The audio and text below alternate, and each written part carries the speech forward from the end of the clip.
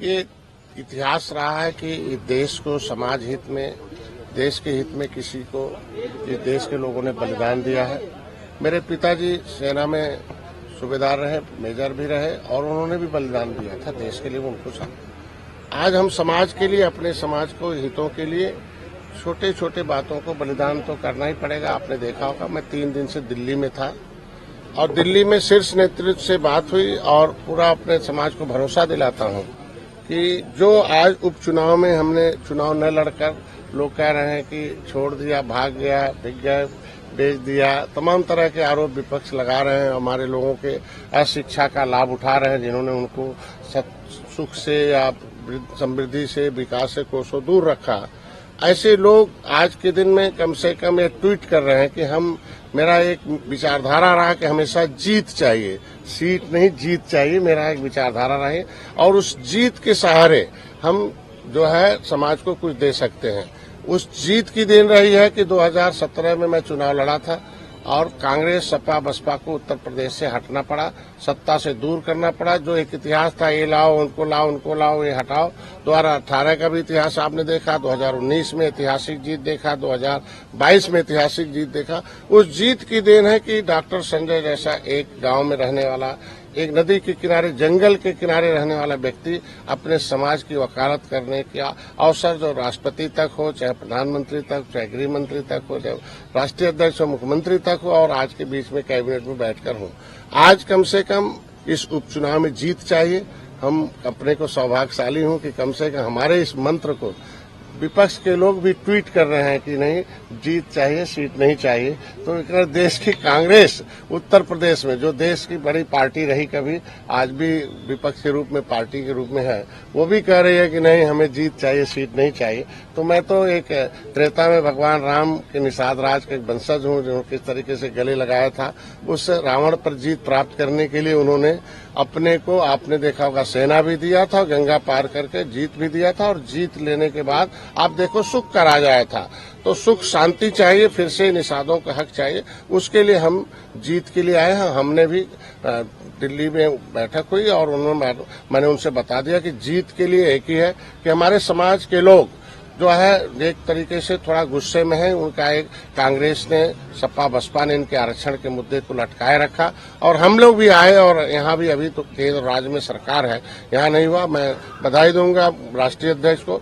उन्होंने कहा, मैंने उनको याद दिलाया कि आपने कहा था बड़े बड़े जो काम है, धारा 370 और जो है राम मंदिर है, ये काम हो जाने के बाद, राष्ट्रीय काम हो जाने के बाद जो अर्थव्यवस्था का हम लोग निश्चित रूप से विचार करें। मैंने उन्हें याद दिलाया कि आप 10% अगर हम पक्षधर हैं कि अपर कास्ट के जो कमजोर वर्ग है उन्हें दे दिया, तो हम सताए हुए लोग हैं अंग्रेज मुगलों के, पिछली सरकारों के, इनके भी आरक्षण दिल्ली के गजट में हम अनुसूचित हैं। रामचरित्र निषाद को आपने लाके मछली शहर लड़ाया था, तो उत्तर प्रदेश के गजट में हमें ओबीसी में डालकर इन पिछली सरकारों ने हमारे साथ अन्याय किया है। हमारे लोग न्याय के लिए, हमारे माननीय योगी जी आवाज उठाते रहे, वो वीडियो चल रहे हैं, तमाम विपक्ष उसको ट्रोल कराता है कि हमको छोड़कर आप आरक्षण के लिए गए थे, तो क्या हुआ आरक्षण का। तो उस पर हमारे समाज के लोग पीडीए का हिस्सा बन जाते हैं थोड़ा बहुत कहीं, और इसकी वजह से आप देखो पिछली बार आंशिक सफलता मिल गई 2022 में। तो मैं इतना चाहूंगा कि आज के दिन में जो बातें हुई हैं कि हमारे इस आरक्षण के मुद्दे पर पहल होगा, बैठक होगी दीपावली बाद। दूसरा, हमारे लोगों पर मुकदमे थे, हमारे लोग समायोजन है। जीत के लिए जितना भी हो सकता है हम खुले मन से भारतीय जनता पार्टी का समर्थन करते हैं। हमारे एक एक कार्यकर्ताओं की कोर कमेटी की बैठक हुई है कि नहीं, हम भारतीय जनता पार्टी को जिताने के लिए, और जो भी प्रत्याशी एनडीए का है वो हम, भारतीय जनता पार्टी कमल नहीं है बल्कि उसमें भोजन भरी थाली भी है, ये देखकर हमारे लोग, हमारे कार्यकर्ता वोट दबाएंगे और अपनी समस्याओं का समाधान कराएंगे और देश में एक अलग से एक उत्तर प्रदेश जो पहचान है, उत्तर प्रदेश सर्वोत्तम प्रदेश बने, इसके लिए हम लोग आए हैं। हमारे मिशन का कार्य है और मैं, हमारे अभिभावक स्वरूप हमारे पुराने साथी रहे हैं, पाठक जी हैं, और मैं धन्यवाद दूंगा इनको कि कम से कम समय समय पर हमारी आवाज को दिल्ली तक हर जगह टेबल पर पहुंचाते रहते हैं। और मैं आज सौभाग्य हूं कि हमारे बीच में आप आए हैं। कम से कम हम दोनों के गठबंधन पहले त्रेता में भी मजबूत रहे, आज भी है, कल भी रहेंगे और हमेशा के लिए रहेंगे। 2 सीटें आपके द्वारा मांगी गई थी लेकिन वो नहीं मिली। लेकिन परिस्थितियां होती हैं कि जब देश की जनता अब जो एक होकर, अगर देश में जनता हमारे साथ एक होकर काम करे, लेकिन जो विरोधी ताकतें हैं वो एक होकर इस देश की अखंडता को पैदा करना चाहते हैं, उत्तर प्रदेश में अस्तित्व लाना चाहते हैं, तो देश की जनता के हितों के लिए, समाज के हितों के लिए बड़े फैसले लेने पड़ते हैं और कड़े फैसले लेने पड़ते हैं। इसके लिए हमने फैसला लिया कि नहीं, हम लोग सीट नहीं, जीत चाहिए और जीत के लिए बाकी हमारे भाई अभी बोलेंगे कि क्या करना है। अरे कटहरी से धर्मराज निषाद को जिता के लाएंगे या नहीं? हमने सामूहिक रूप से बता दिया कि जो 9 सीटें हैं, 9 सीट पर हमारे लिए कोई भेदभाव नहीं है, हमारे लिए सभी लोग निषाद हैं और निषाद सपोर्ट देकर देंगे। वो किसी कोई भी वर्ग हो, कोई भी जाति हो, हम वो समझते हैं कि वो हमारे एनडीए का पार्ट है। अच्छा, पोस्टर बार हो रही है, कहीं 27 के 27 और आपके घर के बाहर 27 के 53 अभी तो 64 चल रहा है। वो तो 2014 में जब मैं आया हूँ राजनीति में 13 से, तो तब से ऐसे ही पोस्टर चल रहा है। पहले कुछ लिखा पढ़ा जाता था मोबाइल में, अब थोड़ा सा कागज में लिख गया, लेकिन तब से उल्टा ही होता है जो लिखा जाता है। बाकी जब हमारे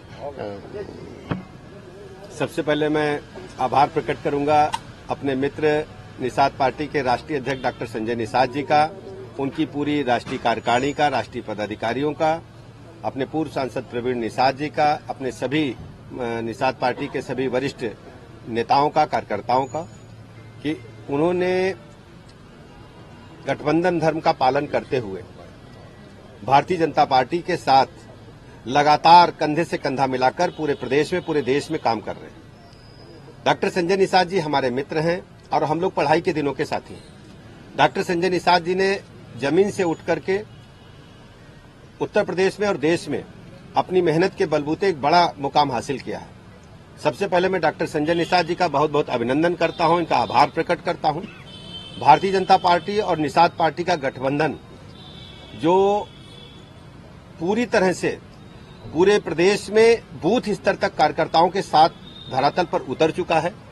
उत्तर प्रदेश में विधानसभा के इन 9 उपचुनाव में हम सब मिलकर के जीत के लिए लड़ेंगे और हर स्थिति में 9 की 9 सीटों पर विपक्षी प्रत्याशियों को, समाजवादी पार्टी के प्रत्याशियों को पराजित करेंगे। और सबसे बड़ी बात है, जो इंडी गठबंधन का खटाखट, फटाफट, सटासट जैसे जो खोखले वादे थे, लोगों को गुमराह करने वाले जो तरीके थे, बिल्कुल अब गुमराह उत्तर प्रदेश के लोग नहीं होंगे। उत्तर प्रदेश के लोगों ने समाजवादी पार्टी की कलई को, इंडी गठबंधन की कलई को, उनकी असलियत को समझ लिया है। इन लोगों ने हमेशा उत्तर प्रदेश में जब जब ताकत समाजवादी पार्टी को, इंडी गठबंधन को मिली है, गुंडे, बदमाश, माफिया, लुच्चे, लफंगे सत्ता के संरक्षण में पले और बढ़े हैं। कमजोर तबकों पर अत्याचार, अनाचार बढ़ा है। आप याद करिए, समाजवादी पार्टी के शासनकाल में निषादों पर जो अत्याचार हुआ है, निषाद पार्टी के लोग उसे कभी भूलेंगे नहीं। गुंडे, बदमाश खुलेआम बहू बेटियों की इज्जत आबरू को बुरी नजर से देखते थे, उन्हें परेशान करते थे, व्यापारियों का उत्पीड़न होता था। पूरी तरह से उत्तर प्रदेश की अर्थव्यवस्था को ध्वस्त कर दिया गया था। आज हम कह सकते हैं कि राजग गठबंधन की सरकार जो उत्तर प्रदेश में चल रही है, पूरी तरह से विकसित राज्य की तरफ उत्तर प्रदेश तेजी के साथ आगे बढ़ रहा है। सर्वाधिक एक्सप्रेसवेज हैं। अब बिजली के मामले में आप देखेंगे कि हम आज 30,000 मेगावाट से अधिक बिजली प्रतिदिन कंज्यूम कर रहे हैं। पहले ये 20-22 हजार का आंकड़ा आते आते हमारे संसाधन हाफने लगते थे। बेसिक शिक्षा के स्कूल हों, चाहे उच्च शिक्षा माध्यमिक शिक्षा के स्कूल हों, चाहे स्वास्थ्य सेवाएं हों, औद्योगिक निवेश के क्षेत्र में उत्तर प्रदेश राज्य ने पूरे राष्ट्र के सभी राज्यों को पीछे छोड़कर धीरे धीरे नंबर 1 राज्य की ओर आगे बढ़ना प्रारंभ किया है। बड़े बड़े उद्योगपतियों का मुकाम अब उत्तर प्रदेश हो रहा है। उत्तर प्रदेश तेजी के साथ पूरे राष्ट्र में नंबर 1 की तरफ आगे बढ़ रहा है। उत्तर प्रदेश की जनता भारतीय जनता पार्टी को माननीय प्रधानमंत्री नरेंद्र मोदी जी के मार्गदर्शन में, उनके नेतृत्व में अपना आशीर्वाद प्रदान करती है। और उत्तर प्रदेश सरकार में आदरणीय मुख्यमंत्री योगी जी के नेतृत्व में कानून व्यवस्था से लेकर इंफ्रास्ट्रक्चर लेकर आमूल चूल परिवर्तन सत्ता के बाद से अब तक हो चुका है। हम सब, चाहे हमारे निषाद पार्टी के राष्ट्रीय अध्यक्ष जी हों, हमारे सुभाषपा के राष्ट्रीय अध्यक्ष डॉक्टर ओम प्रकाश राजभर जी हों, और हमारे जो अपना दल के राष्ट्रीय अध्यक्ष आदरणीय अनुप्रिया पटेल जी हैं, हम सब अपने भारतीय जनता पार्टी के गठबंधन के साथी मिलजुल करके चुनाव लड़ेंगे। और हमारी ये हम सबकी सोच ये है कि जीत महत्वपूर्ण है। जैसे डॉक्टर साहब ने बताया, हम सब मिलकर के 9 के 9 उपचुनाव में विजय हासिल करेंगे। इन्हीं शब्दों के साथ आप सब प्रातःकाल आए डॉक्टर साहब के आवास पर। मैं हृदय से आप सबका भी आभार प्रकट करता हूं। बहुत बहुत धन्यवाद। 22 का चुनाव भी भाजपा बनाम समाजवादी पार्टी तो चुनाव भी भाजपा बनाम समाजवादी पार्टी, क्योंकि समाजवादी पार्टी 9 सीटों पर लड़ रही है और भाजपा भी कहीं न कहीं अकेले लड़ रही, 2 सीटें मांगी थी उन्होंने लेकिन आपने नहीं दी, और आरएलडी भी उनका सिंबल लिया है लेकिन प्रत्याशी आपका ही है, तो उस पर क्या? देखिए, भारतीय जनता पार्टी, मैंने आपको स्पष्ट किया, हमारा गठबंधन मजबूत है और हम सब मिलजुल करके चुनाव लड़ेंगे, समाजवादी पार्टी इंडी गठबंधन को परास्त करेंगे।